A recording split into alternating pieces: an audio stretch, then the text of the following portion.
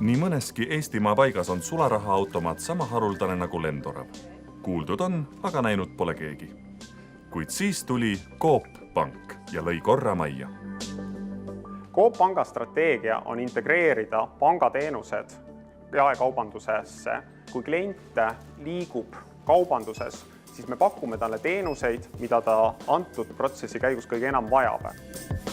Seega saab Coopi poes osta korraga porgandeid, võtta arvelt sularaha või vormistada laenu. Kui me Coop Panka turule tooma hakkasime, siis oli täiesti selge, et ei ole mõtet tulla turule veel ühe pangaga sellisena, nagu neid Eestis 5-6 tükki turul on. Samal ajal kui maapiirkondade sularahaautomaadid lusikaid nurka viskavad, võib Coop uhkust tunda oma 350 kaupluse üle. Krõbiseva väljastamisega tegelevad igapäevaselt ligi 1000 kassat.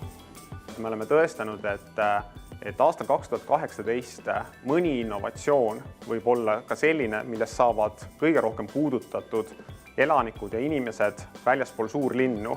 Lisaks on Coop Pank esimene, mille kliendiks saab interneti teel vaid mõne minutiga ja ilma videotuvastuseta.